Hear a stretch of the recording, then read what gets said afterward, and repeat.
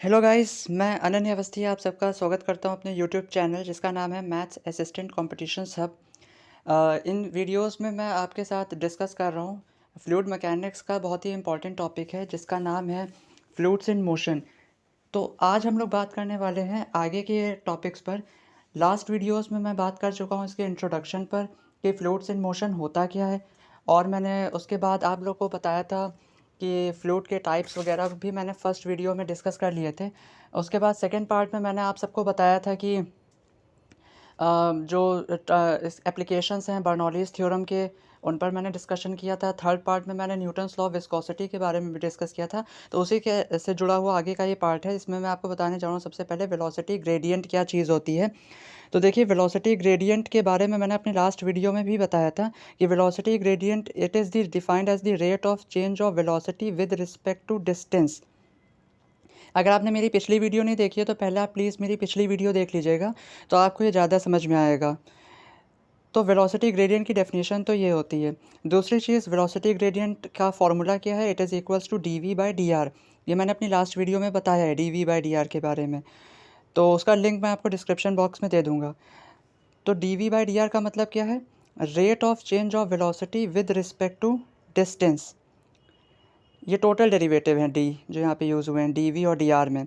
अगली चीज़, डायमेंशन इसकी क्या होती है? तो सिंपल सी बात है, अगर हम इसकी यूनिट की बात करें तो सेकेंड की पावर -1 लगेगी पर सेकेंड। क्यों? क्योंकि वेलोसिटी की यूनिट होती है मीटर पर सेकेंड, और मीटर पर सेकेंड को अगर हम लोग डिवाइड करेंगे डी आर की यूनिट से तो वो भी मीटर में होगी, एस आई यूनिट। तो मीटर पर सेकेंड अपॉन मीटर अगर हम लोग लिखते हैं तो आपके पास क्या बचेगा? यूनिट क्या बचेगी आपके पास? सेकेंड की पावर -1। ठीक है, तो डायमेंशन क्या है? टी की पावर -1। डायरेक्शन वेलोसिटी ग्रेडियंट की क्या होती है? तो ये परपेंडिकुलर होती है to the direction of flow. Flow की डायरेक्शन की ये क्या होती है? परपेंडिकुलर होती है। जिस डायरेक्शन में फ्लो होगा उसके परपेंडिकुलर डायरेक्शन में हमारा वेलोसिटी ग्रेडियंट की डायरेक्शन होती है। And it is directed in the direction of increasing velocity. जी हाँ, जिस डायरेक्शन में हमारी वेलोसिटी इंक्रीज़ होगी ये उस तरफ जाएगी। तो आगे बढ़ते हैं।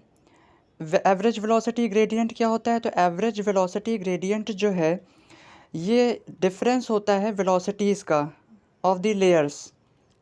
तो एक्चुअली होता क्या है कि जो नीचे वाली लेयर्स होती हैं लिक्विड में, वो ऊपर वाली लेयर के मुकाबले धीमी स्पीड से चलती हैं। तो नीचे वाली लेयर धीमी स्पीड से चलती है, ऊपर वाली लेयर थोड़ा ज़्यादा तेज़ स्पीड से चलती है। तो अगर उनके बीच की डिस्टेंस, दोनों लेयर्स के बीच की डिस्टेंस यूनिट हो जाए तो उनकी वेलोसिटीज़ में जो डिफरेंस होता है उसको हम लोग बोलते हैं एवरेज वेलोसिटी ग्रेडियंट। आगे बढ़ते हैं। सेकंड, मैंने ये चीज़ बताई थी कि ये फार्मूला मैंने अपनी लास्ट वीडियो में डिराइव किया था कि F इक्वल्स टू होता है eta A D V by D R, where F क्या होता है? F जो है आपका ये हमारा पहली बात मैं आपको बता देता हूँ ईटा क्या होता है। ईटा जो यहाँ पे ज़्यादा इंपॉर्टेंट रोल प्ले कर रहा है वो कोफिशिएंट ऑफ विस्कोसिटी होता है फ्लूइड का। ए जो है ये आपका क्या होता है? ये कांटेक्ट मतलब दो लेयर्स के बीच का कांटेक्ट एरिया होता है। D V by D R आपका वेलोसिटी ग्रेडियंट है, और एफ़ क्या है? तो एफ़ एक्चुअली आपका क्या होता है? ये आपका टेंजेंशियल फोर्स होता है या फ्रिक्शनल फोर्स होता है जो लिक्विड लेयर्स के बीच में लगता है। आगे बढ़ते हैं। इसी फॉर्मूले में से आपको एक चीज़ मिल जाएगी, ये भी मैंने अपनी लास्ट वीडियो में डिराइव कर लिया था कि shear stress upon velocity gradient जो है हमारा, वो हमारा ईटा वी होता है which is coefficient of viscosity of fluid, या इसको हम फ्यूजिटिव इलास्टिसिटी भी कहते हैं। ये बिल्कुल वैसे ही प्रॉपर्टीज़ को यहाँ पे बात हो रही है जैसे मैकेनिकल प्रॉपर्टीज़ ऑफ सॉलिड में होती है। तो शियर स्ट्रेस और वेलोसिटी ग्रेडियंट का जो रेशियो है वो हमारा फ्यूजिटिव इलास्टिसिटी होती है। एक्चुअली शियर स्ट्रेस आपका क्या होता है? ये एफ अपॉन ए होता है। जस्ट उसी के बाद इक्वल लगा के नीचे लिखा हुआ है कि शियर स्ट्रेस आपका क्या होता है? Force upon area. और वेलोसिटी ग्रेडियंट क्या होता है? D V by D R. Next हमारे पास क्या है? Modulus of rigidity. तो मॉड्यूलस ऑफ रिजिडिटी जैसा कि हम लोग उसमें भी पढ़ते थे मैकेनिकल प्रॉपर्टीज़ ऑफ सॉलिड में कि it is the ratio of shear stress upon shear strain. तो शियर स्ट्रेस आपका क्या होता है? फोर्स अपॉन एरिया होता है, tangential force upon area. And ये आपका डिस्प्लेसमेंट ग्रेडियंट होता है थीटा। Which is dx/dr। मैंने अपनी लास्ट वीडियो में बताया था कि न्यूटन्स लॉ ऑफ विस्कोसिटी में न्यूटन ने, जैसे हुक्स ने सॉलिड्स के केस में बताया था कि विद इन इलास्टिक लिमिट आपका स्ट्रेस जो है वो डायरेक्टली प्रोपोर्शनल होता है स्ट्रेन के। तो न्यूटन ने फ्लूइड्स के केस में बताया था कि जो हमारा शियर स्ट्रेस होता है वो डायरेक्टली प्रोपोर्शनल होता है रेट ऑफ स्ट्रेन के या रेट ऑफ डिफॉर्मेशन के।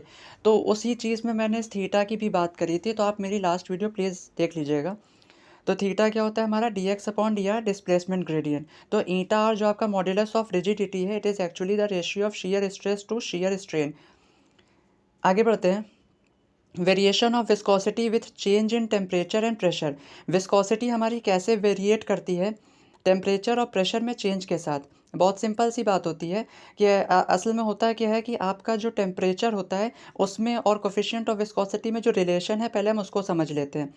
तो वो आपको यहाँ पर दिख रहा है सबसे पहली लाइन में कि ईटा इक्वल्स टू लिखा है कैपिटल ए अपॉन, एक्चुअली ये डिनोमिनेटर में है, ए के डिनोमिनेटर में क्या लिखा है 1+b की पावर होल पावर लगी है c, जहाँ पे आपकी ए बी एंड सी ये कॉन्स्टेंट्स होते हैं। तो अगर आप ध्यान दें तो ईटा इक्वल्स टू में जो एक्सप्रेशन लिखा है उसमें हमारा जो 1+bt है वो डिनोमिनेटर में है।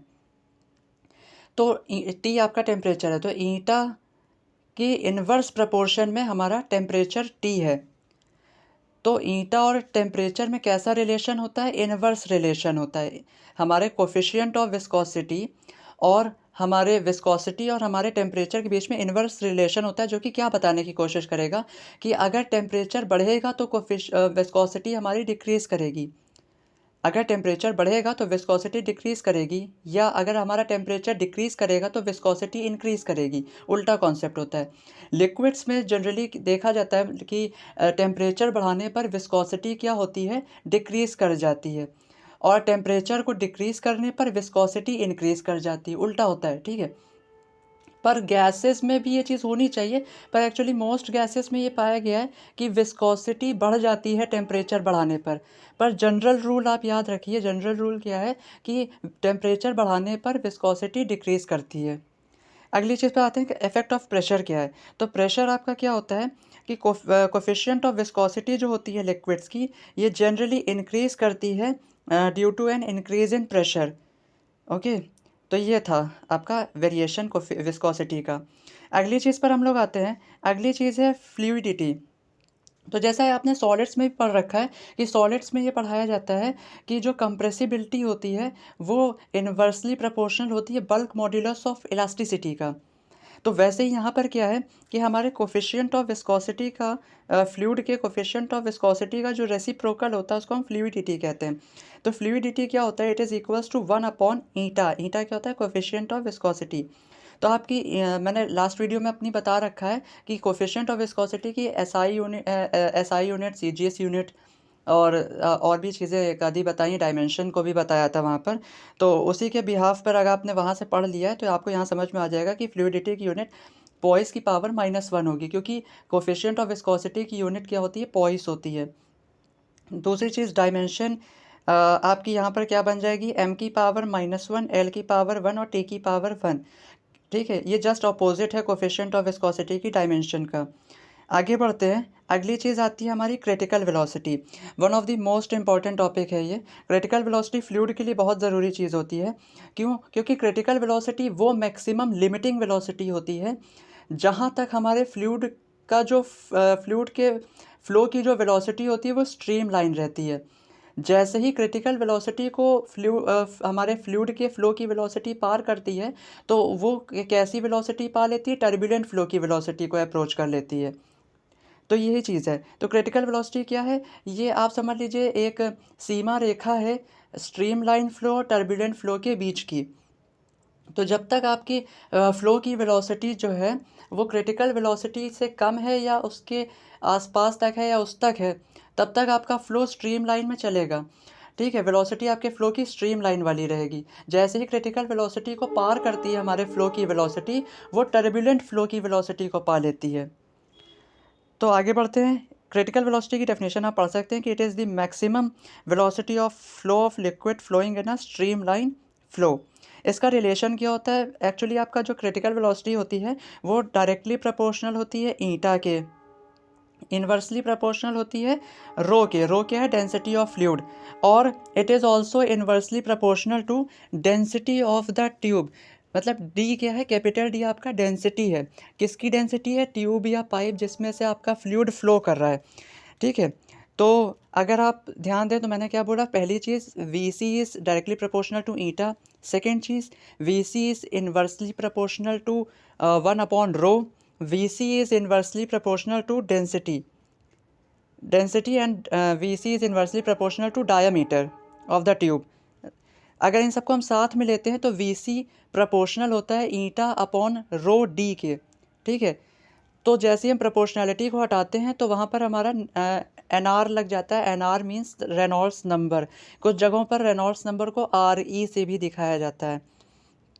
तो बाकी चीज़ें यहाँ पर लिखी एक कि V C equals to N R eta upon rho D बन जाता है, जहाँ ईटा आपका कोफिशिएंट ऑफ विस्कोसिटी होता है लिक्विड की, रो जो है डेंसिटी होती है लिक्विड की, और डी डायमीटर होता है ट्यूब का। तो रेनॉल्ड्स नंबर का फॉर्मूला ये रहा। अभी रेनॉल्ड्स नंबर को हम आगे फर्दर डिस्कस करेंगे। तो को फिर इसी वीडियो में हम डिस्कस करेंगे काइनेमेटिक विस्कोसिटी क्या होती है। काइनेमेटिक विस्कोसिटी मैंने यहाँ पर इसलिए मेंशन किया क्योंकि ऊपर जो आपको मैं दिखा रहा हूँ यहाँ पर, यहीं से आप समझ सकते हैं। ये जो अभी मैंने आपके सामने रिजल्ट लिख रखा है, इसमें अगर हम ईटा अपॉन रो को देखें तो ईटा अपॉन रो जो है, ये जो आपका रेशियो बनता है, इसको हम काइनेटिक विस्कोसिटी या काइनेमेटिक विस्कोसिटी बोलते हैं। तो ध्यान दीजिए, काइनेमेटिक विस्कोसिटी की डेफिनेशन क्या है। Kinematic viscosity of a fluid is defined as the ratio between its coefficient of viscosity to the density of fluid, ठीक है। It is the ratio of coefficient of viscosity eta and the to the density of fluid rho. इसकी unit क्या होती है, इसकी unit होती है one stroke. One stroke is actually equal to centimetre square, centimetre की पावर 2 यानी centimetre square और पर second. Kinematic viscosity of fluid having its dynamic viscosity 1 poise and density 1 gram centimetre cube is said to be 1 stroke। इसका मतलब ये है, ये 1 stroke की डेफिनेशन है। ये क्या है, एक्चुअली 1 stroke की डेफिनेशन है। बताया जा रहा है कि काइनेटिक विस्कोसिटी किसी फ्लूइड की 1 stroke तब कहलाती है जब उसकी विस्कोसिटी जो है वो 1 poise हो और उसकी डेंसिटी कितनी हो, 1 ग्राम पर सेंटीमीटर क्यूब। ये आपको ध्यान में रखना है कि 1 stroke काइनेटिक विस्कोसिटी 1 स्ट्रोक तब कहलाती है जब हमारे फ्लूइड की डायनेमिक विस्कोसिटी 1 पॉइज हो और डेंसिटी कितनी हो, 1 ग्राम सेंटीमीटर पर सेंटीमीटर क्यूब। क्योंकि जब आप 1 पॉइस को रखेंगे, अपना जो फार्मूला यहाँ पे आप देख रहे हैं काइनेटिक विस्कोसिटी का फार्मूला क्या है, ईटा अपॉन रो। तो ईटा में आप रखिए 1 पॉइस, है ना। और 1 पॉइस आपका कितना होता है, ये आप मेरी पिछली वीडियो में देख भी सकते हैं, है ना।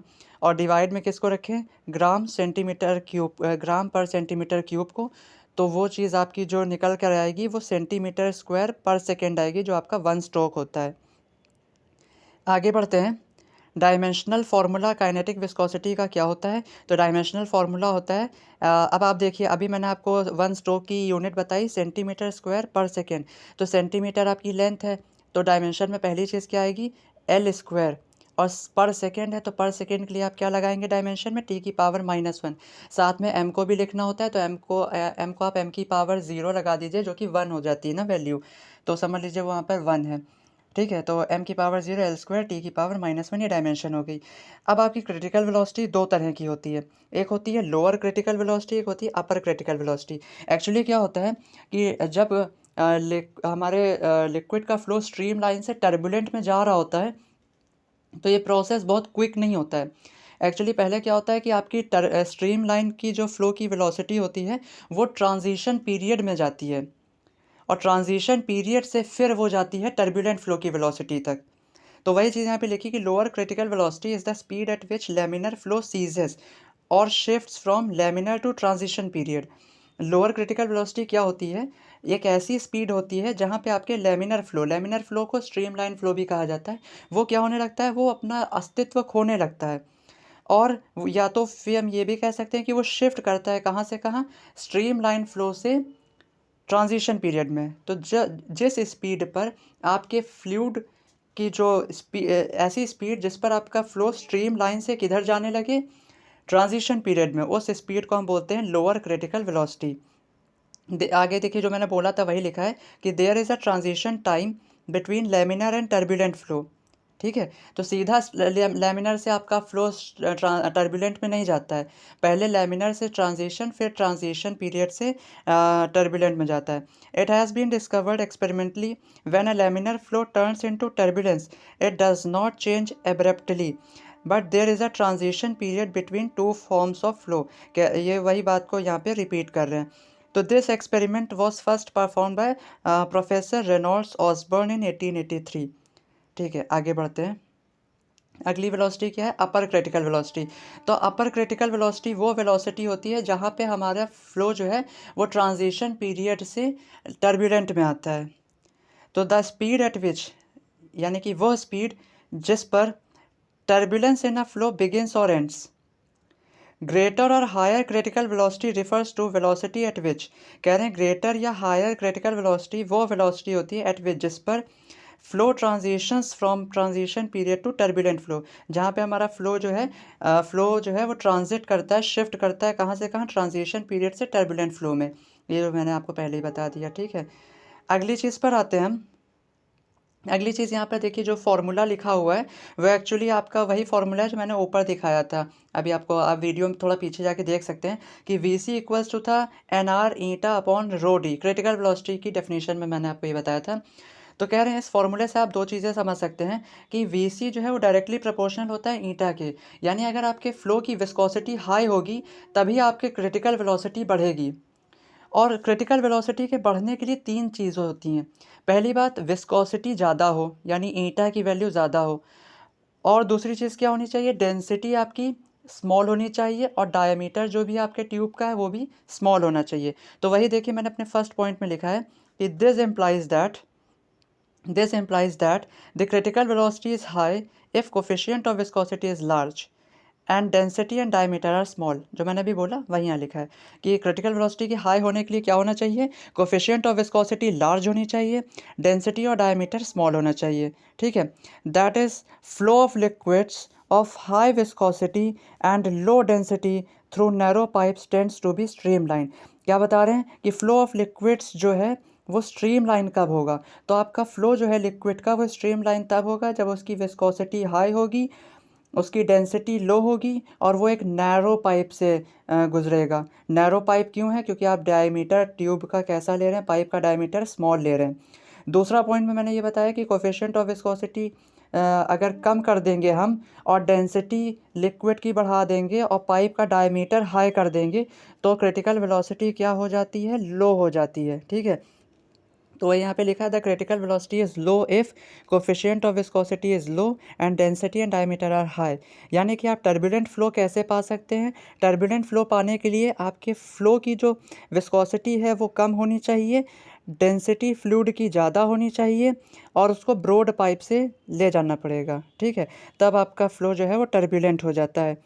और आगे बढ़ते इसके बाद आप इस पे आइए, तो इस पे देखिए आपको मैंने बताया है कि फ्लो ऑफ लिक्विड अगर क्रिटिकल वेलोसिटी से कम है, ये लेस देन का साइन लगा है फर्स्ट पॉइंट में, तो दिस एम्प्लाइज कि आपका फ्लो कैसा है, स्ट्रीम लाइन फ्लो है। ठीक है, और स्ट्रीम लाइन फ्लो को कंट्रोल कौन करता है, यानी कि अगर आपके फ्लो ऑफ वेलोसिटी जो है फ्लो की वो क्रिटिकल वेलोसिटी से अगर कम होती है तो उस केस में फ्लो ऑफ लिक्विड को कंट्रोल करता है विस्कोसिटी, डेंसिटी का उस पर कोई इफेक्ट नहीं होता है।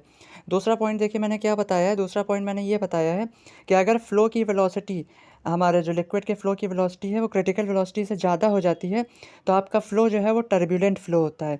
और टर्बुलेंट फ्लो यानी कि ऐसा फ्लो जिसमें velocity of flow critical velocity से ज़्यादा हो, तो उस केस में लिक्विड के फ्लो को कौन गवर्न करता है, डेंसिटी। विस्कोसिटी का उसमें कोई योगदान नहीं होता है या बहुत कम होता है। ठीक है, दूसरी चीज़ ये है कि it is because of this reason, कह रहे हैं इसी कारण से जब कोई वेल्केनो इरप्ट करता है, ठीक है, तो उस केस में जो लावा उससे निकलता है वो बहुत स्पीड में निकलता है जबकि उसकी विस्कोसिटी बहुत ज़्यादा होती है। ठीक है, हाँ ये पॉइंट तो आपको याद ही रखना है।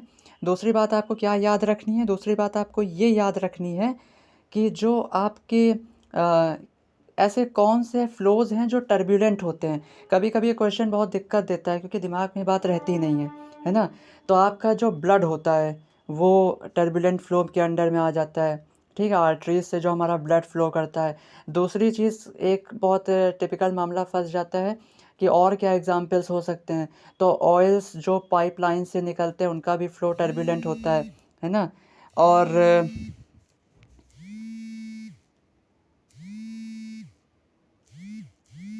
तो देखिए और क्या होता है और आपका जैसे कि आप समझ सकते हैं कि आपका जैसे एटमॉस्फेरिक एटमॉस्फेयर का अगर आप एग्ज़ाम्पल ले लें तो उसका भी फ़्लो टर्बुलेंट है। ओशन करंट्स का फ़्लो आपका कैसा होता है? टर्बुलेंट होता है ना?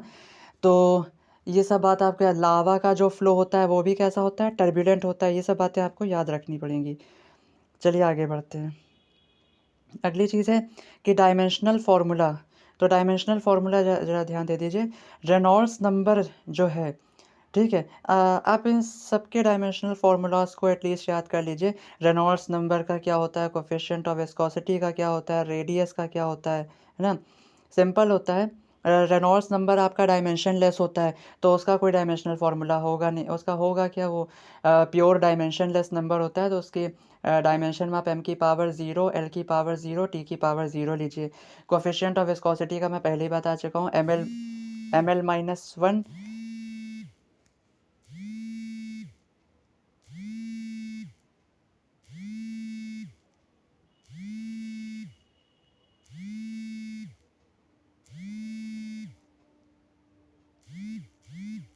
देखिए हाँ, तो वो क्या होता है आपका ये मैं पहले ही बता चुका हूँ कि वो ml-1 t मा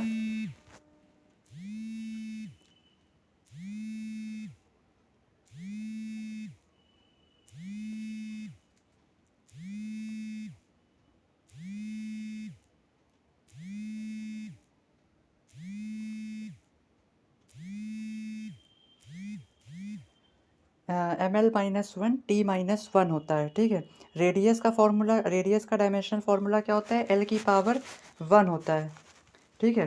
क्योंकि रेडियस में आपकी सिर्फ लेंथ होती है ना, तो l की पावर 1 होता है उसका डायमेंशनल फ़ॉर्मूला। फ्लूइड की डेंसिटी, तो डेंसिटी आपका फ़ॉर्मूला अगर आपको याद हो, तो वो क्या होता है? किलोग्राम पर मीटर क्यूब।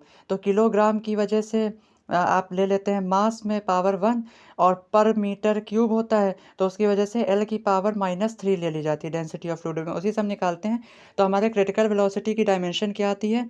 m की पावर 0, L की पावर 1 और t की पावर -1। क्रिटिकल वेलोसिटी की जो यूनिट होती है, वो क्या होती है? SI यूनिट, मीटर पर सेकंड, जैसे नॉर्मल वेलोसिटी की होती है। आगे बढ़ते हैं। रेनॉल्ड्स नंबर क्या होता है? रेनॉल्ड्स नंबर भी बहुत ईज़ी टॉपिक है। रेनॉल्ड्स नंबर एक्चुअली आपका क्या होता है कि ये इसकी मदद से आप ये पता करते हैं कि आपका जो फ्लूइड का फ़्लो है वो स्ट्रीमलाइन है या टर्बुलेंट है। ये एक ऐसा नंबर है जो बताता है कि हमारा फ़्लो जो है वो स्ट्रीमलाइन है कि टर्बुलेंट है। ठीक है? तो जो आपको यहाँ पर दिख रहा है उसको तो आप अपने से पढ़ सकते हो, इतना टफ़ नहीं लिखा है। दूसरी चीज़ आपको मैं बता सकता हूँ, जो आप सेकंड पॉइंट में देख सकते हैं, रेनॉल्ड्स नंबर कैसा नंबर होता है? डायमेंशनलेस नंबर होता है ना? ये कैसा नंबर होता है? एक डायमेंशनलेस नंबर होता है। ये डायमेंशनलेस नंबर क्यों होता है? ये अभी मैं थोड़ी देर में आपको बताता हूँ। इसका फ़ॉर्मूला याद कर लीजिए। ये फ़ॉर्मूला ऊपर जो मैंने अभी क्रिटिकल वेलोसिटी की डेफ़िनेशन बताई थी कि वीसी इक्वल्स टू होता है रेनॉल्ड्स नंबर, उसके साथ प्रोडक्ट में क्या-क्या चीज़ें होती हैं? ईटा अपॉन रो डी होता है। तो उसी को थोड़ा सिम्प्लीफ़ाई करके इसके फ़ॉर्मूले को लिखा जाता है R equals to rho V D upon eta. जहाँ पे रो क्या है आपका? ये डेंसिटी है हमारे फ्लूइड की। वी क्या है? वी आपकी वेलोसिटी है, वही क्रिटिकल वेलोसिटी, है ना? डी क्या है आपका? डायमीटर है। ईटा क्या है? कोएफ़िशिएंट ऑफ विस्कोसिटी है। वो सब चीज़ें यहाँ पर आपको लिखी मिल जाएँगी। देखिए फ़्लो अनस्टेडी कब होता है? अनस्टेडी फ़्लो क्या होता है? ये मैं वैसे अपनी सबसे पहले पार्ट की वीडियो में बता चुका हूँ, तो आप उसको देख सकते हैं। उसका लिंक भी मैं डिस्क्रिप्शन बॉक्स में दे दूँगा। अब दूसरी चीज़ आप ये समझिए, अनस्टेडी फ़्लो क्या होता है? एक ऐसा फ़्लो होता है जिसमें फ्लूइड के फ़्लो के जो प्रॉपर्टीज़ हैं वो टाइम पर डिपेंड नहीं करती हैं। सॉरी, टाइम पर डिपेंड करती हैं, ठीक है? टाइम पर डिपेंड करती हैं, प्रॉपर्टीज़ जो हैं वो फ्लूइड फ़्लो की जो प्रॉपर्टीज़ होती हैं वो टाइम पर डिपेंड करती हैं। और अनस्टेडी फ़्लो के लिए आपके आरई की वैल्यू यानी रेनॉल्ड्स नंबर 1000 से 2000 के बीच में होता है। अगली चीज़ रेनॉल्ड्स नंबर का फ़ॉर्मूला जो आता है, वो आता कहाँ से है, तो मैं बता देता हूँ। दूसरी बात जो आपको मुझको एक्सप्लेन करना था कि रेनॉल्ड्स नंबर डायमेंशनलेस क्यों है, वो भी बता देता हूँ। एक्चुअली रेनॉल्ड्स नंबर जो है वो आपका रेशियो होता है इनर्शिया फ़ोर्स का और विस्कस फ़ोर्स का। 2 फ़ोर्सेस का रेशियो होने की वजह से ये एक डायमेंशनलेस प्योर नंबर कहलाता है, ठीक है? अब इनर्शिया फ़ोर्स आपका क्या होता है, तो वो मास इनटू एक्सेलरेशन होता है। उसी के साइड में मैंने लिखा है कि inertia force upon viscous force equals to, तो इक्वल्स टू में इनर्शिया फ़ोर्स की जगह आप क्या लिखेंगे, मास इनटू एक्सेलरेशन, क्योंकि फ़ोर्स आपका मास इनटू एक्सेलरेशन होता है। ये इनर्शिया फ़ोर्स के बारे में बताया जा चुका है न्यूटन्स सेकंड लॉ में। दूसरी बात विस्कस फ़ोर्स क्या होता है, तो विस्कस फ़ोर्स आपका shear stress into cross sectional area होता है, ठीक है? ये बात आपको याद रखनी है। ये बात आप वहाँ से भी समझ सकते हैं। ये वैसे इसके बारे में मैंने अपनी पिछली वीडियो में बताया, लास्ट वीडियो में, ठीक है? तो आप उसमें समझ सकते हैं। अगली चीज़ ये है कि जो आपका मास होता है, मैंने देखिए साइड में बॉक्स में उसको बता दिया कि मास को आप लिखते हैं वॉल्यूम इनटू डेंसिटी। तो मास की जगह हम क्या लिख देंगे, वॉल्यूम इनटू डेंसिटी अपने न्यूमरेटर में, और एक्सेलरेशन की जगह हम क्या लिख सकते हैं, वेलोसिटी अपॉन टाइम। ये आप जानते हैं, ये एक्सेलरेशन क्या होता है, change in velocity upon time. तो हम वेलोसिटी अपॉन टाइम लिख देंगे एक्सेलरेशन की जगह न्यूमरेटर में। और देखिए डिनोमिनेटर मैंने कोई चेंज नहीं किया है, डिनोमिनेटर वही लिखा हुआ है, shear stress into cross sectional area. अगली चीज़ हमने क्या किया है, देखिए अब मैंने अपने दूसरे वाले बॉक्स में जो नीचे बनाया है उसमें बता दिया कि आप क्या कर सकते हैं, वॉल्यूम को क्या लिख सकते हैं, एरिया इन, वॉल्यूम क्या होता है, एरिया इंटू लेंथ। तो हम वॉल्यूम को लिख सकते हैं एरिया इंटू लीनियर डायमेंशन। तो मैंने देखिए वॉल्यूम की जगह क्या लिख दिया है, cross sectional area into linear dimension. Length क्या होती है, लीनियर डायमेंशन। उसके साथ प्रोडक्ट में देखिए मैंने डेंसिटी को हम रो से रिप्रेजेंट करते हैं, तो वो लिख दिया है, वो मैंने बॉक्स में एक्सप्लेन भी कर दिया है। और साथ में वेलोसिटी अपॉन टाइम था, तो वैसे ही लिखा हुआ है। और डिनोमिनेटर में कोई चेंज नहीं हुआ है, वहाँ पे वो shear stress into cross sectional area लिखा हुआ है पहले से। अच्छा देखिए, लीनियर डायमेंशन अपॉन टाइम क्या होता है, वेलोसिटी, ठीक है? लीनियर डायमेंशन अपॉन टाइम क्या होगा, वेलोसिटी होगा, क्योंकि डिस्टेंस अपॉन टाइम क्या होता है, स्पीड होता है ना। तो वैसे ही यहाँ पे लीनियर डायमेंशन अपॉन टाइम क्या हो जाएगी, वेलोसिटी। अच्छा देखिए, होगा क्या कि हमारा जो ये बना था अभी रिजल्ट, उसमें देखिए ऊपर न्यूमरेटर में भी क्रॉस सेक्शनल एरिया लिखा हुआ है, डिनोमिनेटर में भी क्रॉस सेक्शनल एरिया लिखा हुआ है। ये दोनों एक दूसरे को कैंसिल आउट कर देंगे, है ना। और उसके बाद क्या होगा, जो ये लीनियर जो हमारा लीनियर डायमेंशन है अपॉन टाइम होगा, वो वेलोसिटी बन जाएगा, ठीक है।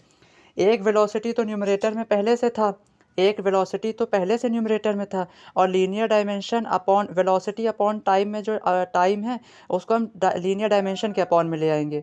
तो लीनियर डायमेंशन अपॉन टाइम हमारा वेलोसिटी बन जाएगा। एक वेलोसिटी न्यूमरेटर में पहले से लिखा हुआ था, तो वेलोसिटी का स्क्वायर बन जाएगा। और साथ में देखिए डेंसिटी रो लिखी हुई है। नीचे क्या होगा, नीचे सिर्फ शियर स्ट्रेस रह जाएगा। क्यों, क्योंकि क्रॉस सेक्शनल एरिया ऊपर और नीचे वाले दोनों एक दूसरे को कैंसिल आउट कर चुके हैं न्यूमरेटर डिनोमिनेटर में। अब जो हमारे पास बचा है उसमें है वेलोसिटी का स्क्वायर इनटू डेंसिटी का रो अपॉन नीचे अच्छा शियर स्ट्रेस को हम क्या लिख सकते हैं, देखिए वो भी मैंने यहाँ पर एक्सप्लेन कर दिया है। ये देखिए यहाँ पे मैंने एक्सप्लेन कर दिया है कि एफ़ क्या होता है हमारा, अभी मैंने आपको बताया था कि एफ़ होता है eta A D V X upon D Y. Video की बिल्कुल स्टार्टिंग में मैंने इस फॉर्मूले को आपको दिखाया था, ठीक है। यहाँ क्या करिए, ए को यहाँ इक्वल के दूसरी तरफ ले आइए लेफ्ट हैंड साइड पर, तो क्या होगा, वो डिवाइड में आएगा, क्योंकि मल्टीप्लाई की चीज़ इक्वल के दूसरी तरफ आती है तो डिवाइड में आ जाती है। तो एफ अपॉन ए हमारा eta D V X upon D Y बन जाएगा। एफ अपॉन ए हमारा क्या होता है, शेयर स्ट्रेस होता है। मैंने आपको वीडियो की शुरुआत में ही बताया था कि force upon area shear stress होता है।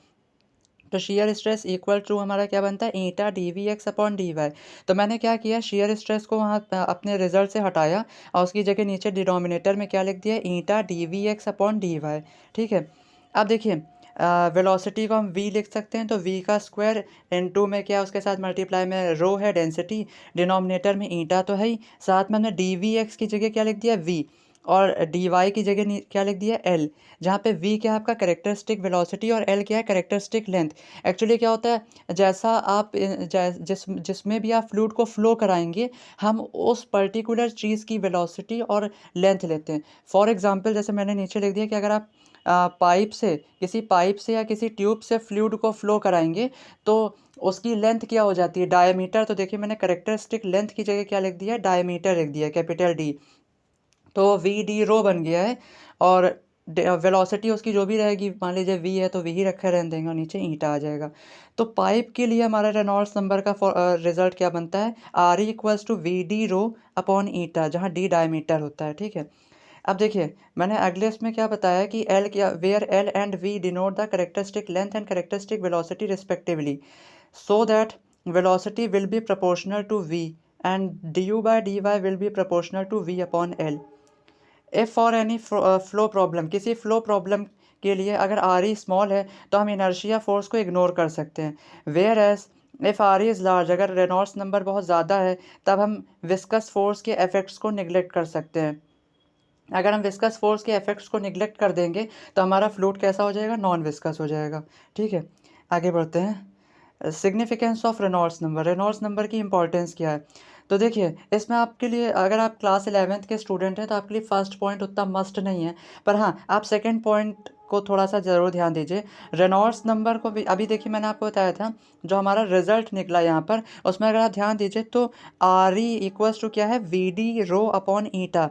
तो आर ई और ईटा में कैसा रिलेशन है, इन्वर्स रिलेशन, यानी विस्कोसिटी बढ़ेगी तो रेनॉल्ड्स नंबर कम होगा, और अगर रेनॉल्ड्स नंबर ज़्यादा होगा तो विस्कोसिटी कम होगी। देख लीजिए वही यहाँ पर सेकेंड पॉइंट में लिखा हुआ है। सेकेंड पॉइंट में क्या लिखा हुआ है कि the Reynolds number throws light on important features of a given flow. Thus, for example, a small Reynolds number implies that viscosity is predominant. देखिए वही बता रहे हैं कि अगर स्मॉल रेनॉल्ड नंबर होगा तो विस्कोसिटी डोमिनेंट होगी, whereas large Reynolds number क्या इंप्लाई करता है कि अगर लार्ज रेनॉल्ड्स नंबर बताता है कि विस्कोसिटी कैसी होगी, स्मॉल होगी। ठीक है, तो इसको आपको ध्यान में रखना है, चाहिए तो मैं आपके लिए इसको चलिए अच्छा आगे बढ़ते हैं, थर्ड पॉइंट की बात करते हैं। थर्ड पॉइंट क्या है, थर्ड पॉइंट भी आपके लिए इंपॉर्टेंट है कि it is experimentally show, class 11th में अगर आप तो थर्ड और सेकेंड पॉइंट ज़रूर पढ़िए। थर्ड पॉइंट क्या है कि it is experimentally shown that if the values of Reynolds number exceeds, अगर रेनॉल्ड्स नंबर की वैल्यू जो है वो 2800 से ज़्यादा होती है, 2800 या ये कह लीजिए 3000, अगर 3000 या 2800 से ज़्यादा वैल्यू होती है रेनॉल्ड्स नंबर की तो हमारे फ्लो जो है वो टर्बुलेंट होता है। ठीक है, पर वहीं पर अगर हमारा रेनॉल्ड्स नंबर जो है वो 2000 से कम होता है तो फ्लो जो है वो स्ट्रीमलाइन या लैमिनर होता है। ये इंपॉर्टेंट पॉइंट है। अगली चीज़ ये है कि कॉन्सेप्ट क्या है लैमिनर बाउंड्री लेयर का, तो वो देखिए लैमिनर बाउंड्री लेयर का कॉन्सेप्ट जो है वो डेवलप हुआ था किसके फ्लो को देखकर, उन फ्लोज को स्टडी करके जिनका रेनॉल्ड्स नंबर बहुत ज़्यादा होता है। फिफ्थ पॉइंट में क्या बताया गया है कि स्लो मोशन का कॉन्सेप्ट, या जिसको हम क्रीपिंग मोशन कहते हैं, उसके कॉन्सेप्ट को डेवलप किया गया था ऐसे फ्लोज की स्टडी करके जिनका रेनॉल्ड्स नंबर बहुत कम होता है। आगे आते हैं हम लोग, तो देखिए इसमें मैंने बताया कि बिफोर अंडरस्टैंडिंग पोजाइल्स लॉ को समझने से पहले let us see what causes flow, flow होता है किस कारण से। तो देखिए इसका आंसर है प्रेशर डिफरेंस। जो फ्लो होता है हमारा वो प्रेशर डिफरेंस की वजह से होता है। ठीक है, जब हमारा जिस भी हम पाइप में या ट्यूब में हम फ्लूइड को फ्लो करा रहे हैं, जब उसके दोनों एंड्स पर जो प्रेशर अप्लाई हो रहा है उसमें अगर डिफरेंस होता है तभी आपका फ्लूइड फ्लो करेगा। ये बहुत ज़रूरी कंडीशन है, इसके बारे में डिटेल में भी जैसे जैसे हम आगे बढ़ेंगे आपको समझ में आएगा। अच्छा, फ्लो रेट जो होता है हमारा, फ्लो रेट के बारे में भी मैंने अपनी सेकेंड पार्ट की वीडियो में बताया था। तो उसमें मैंने ये बताया था कि फ़्लो रेट क्या होता है, 1 सेकंड में कितना वॉल्यूम ऑफ फ्लूइड किसी पाइप से फ़्लो कर रहा है। ध्यान सुन लीजिए, 1 सेकंड में कितना वॉल्यूम ऑफ फ्लूइड किसी पाइप से फ़्लो कर रहा है उसको हम फ़्लो रेट कहते हैं। और फ़्लो का जो रेट होता है वो हाई प्रेशर से लो प्रेशर जाता है। यूजुअली या कन्वेंशनली, परंपरागत तौर पर हम जितनी भी चीज़ों की स्टडी करते हैं वो हाई से लो पर जाती हैं, है ना? ये बात आपको ध्यान में रखनी है। तो जैसे आप जानते हैं ना कि टेम्परेचर भी हाई से लो जाता है ना? किसी गर्म पानी के बर्तन को अगर आप अपने कमरे में लाके रखेंगे जहाँ पे आसपास का टेम्परेचर उसके मुकाबले थोड़ा कोल्ड है, तो क्या होता है आपका वो हीट रेडिएट करना शुरू कर देता है ना ऑब्जेक्ट। तो वो क्या करता है, वो तब तक हीट रेडिएट करता है जब तक सिस्टम और सराउंडिंग का टेम्परेचर इक्वल नहीं हो जाता, है ना? तो हीट भी आपकी हीट जो रेडिएट होती है वो हॉट बॉडी से कोल्ड बॉडी में होती है। ठीक है, तो ये बातें आप या जैसे आप समझ लीजिए, अगर वाटर भी तभी फ्लो करता है जब दो कंटेनर्स में हाइट का डिफरेंस होता है, ये आपने क्लास 10th में पढ़ा होगा। तो वैसे ही आपका फ्लो जो है फ्लूइड का वो हाई प्रेशर से लो प्रेशर की तरफ होता है।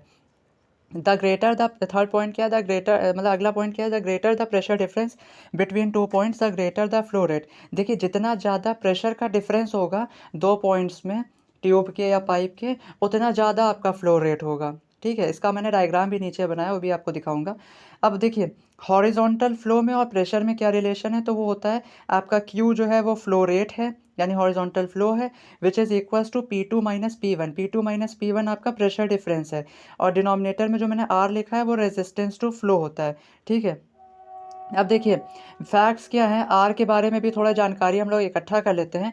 आर जो है आपका रेजिस्टेंस टू फ्लो, ये लॉन्ग पाइप के लिए ज़्यादा होता है और शॉर्ट पाइप के लिए कम होता है। जैसे कि आपने करंट इलेक्ट्रिसिटी में पढ़ा होगा कि रेजिस्टेंस बढ़ती है, रेजिस्टेंस उस तार के लिए, उस वायर के लिए ज़्यादा होती है जिसकी लेंथ ज़्यादा होती है। ठीक है, और उस रेजिस्टेंस कम कब होती है, जब वायर की लेंथ कम होती है। वही सेम कॉन्सेप्ट यहाँ पे हमारे पहले पॉइंट में लगा हुआ है। दूसरी चीज़ क्या है कि the greater the viscosity of fluid the greater the value of R. ठीक है, जितनी ज़्यादा विस्कोसिटी होगी हमारे फ्लूइड की, हमारे आर की वैल्यू उतनी ज़्यादा होगी। टर्बुलेंस ग्रेटली इंक्रीजेज आर, जो टर्बुलेंस होता है वो आपका क्या करता है, हमारे रेजिस्टेंस को इंक्रीज कर देता है फ्लो के।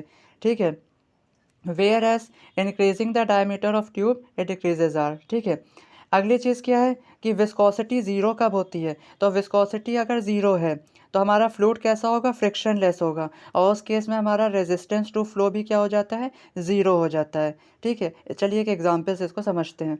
देखिए यहाँ पे दो डायग्राम्स बने हुए हैं। पहला वाला डायग्राम में हमारा फ्लो कैसा है, नॉन विस्कस, और दूसरे वाले में कैसा है, विस्कस है।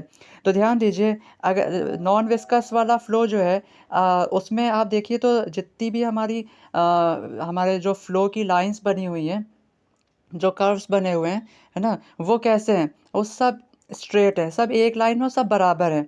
तो इसका मतलब क्या, वो आप ए पॉइंट से समझ सकते हैं कि ए fluid flow in a tube has negligible resistance. अगर हमारे फ्लूइड फ्लो की जो ट्यूब में हो रहा है उसकी नेग्लिजिबल रेजिस्टेंस उस पर लग रही है, तो स्पीड क्या होगी, सेम होगी अक्रॉस ऑल द ट्यूब। ठीक है, तो अभी हम लोगों ने समझा था कि क्या होता है, नॉन विस्कस फ्लूइड जो होता है उसमें रेजिस्टेंस क्या हो जाती है, ज़ीरो हो जाती है। ये मैंने अभी आपको फोर्थ पॉइंट में समझाया था कि अगर विस्कोसिटी ज़ीरो होती है तो रेजिस्टेंस जो है वो भी, फ्लो पर जो लगने वाला रेजिस्टेंस है वो ज़ीरो हो जाता है। अब फ्लो पर अगर कोई रेजिस्टेंस ही अप्लाई नहीं हो रहा है तो वो कैसे फ्लो करेगा, वो सेम उसकी वेलोसिटी रहेगी across all across the tube, पूरे ट्यूब में। ठीक है, स्पीड चेंज नहीं होगी। पर वहीं पर बी पॉइंट में आप समझ सकते हैं, जब विस्कस फ्लूइड लगेगा किसी ट्यूब में, ठीक है, तो उसकी जो स्पीड होगी वो क्या होती है, वॉल्स पर डिक्रीज़ कर जाती है। वॉल्स के पास वैसे तो ज़ीरो होती है, और धीमे धीमे इंक्रीज़ करती है, जैसे जैसे हम लोग सेंटर में पहुंचते हैं स्पीड मैक्सिमम हो जाती है फ़्लो की। ठीक है, क्योंकि वॉल्स जो हैं वो क्या करती हैं, वॉल्स पर जो फ्लो वॉल्स पर क्या होता है, हमारे फ्लो पर रेजिस्टेंस बहुत ज़्यादा लग रहा होता है। ठीक है, विस्कोसिटी भी बहुत ज़्यादा होती है वहाँ पर, और रेजिस्टेंस भी ज़्यादा लग रहा होता है, इसलिए फ़्लो की स्पीड क्या हो जाती है, कम हो जाती है, और मिडल में आते आते फ़्लो की स्पीड क्या हो जाती है, ज़्यादा हो जाती है। इस बात को आपको ध्यान में रखना है, सेंटर ऑफ द ट्यूब पर मैक्सिमम स्पीड होती है। आगे बढ़ते हैं। हमारा इसमें जो लास्ट चीज़ मैं आपको बताने जा रहा हूँ वो क्या है, पोजाइल्स लॉ फॉर रेजिस्टेंस। रेजिस्टेंस के लिए हमारा पोजाइल्स का लॉ क्या है, तो ध्यान दीजिए, इसमें मैंने आपको बता रखा है कि it is named after French scientist J L Poiseuille. ये जे एल पोजाइल के नाम पर इसको हमने मतलब इस लॉ को नाम दिया गया है, जिन्होंने क्या किया था, जिन्होंने एक अटेम्प्ट किया था बॉडी में ब्लड के फ़्लो को जानने के लिए।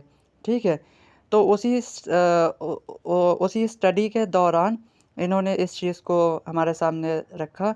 तो इन्होंने क्या बताया था पोज़ाइल ने, कि जो ये देखिए, मैंने ये ब्लू कलर में यहाँ पे आपको दिख रहा होगा कि the resistance R to laminar flow of an incompressible fluid with viscosity eta through a horizontal tube of uniform radius r and length l is given by।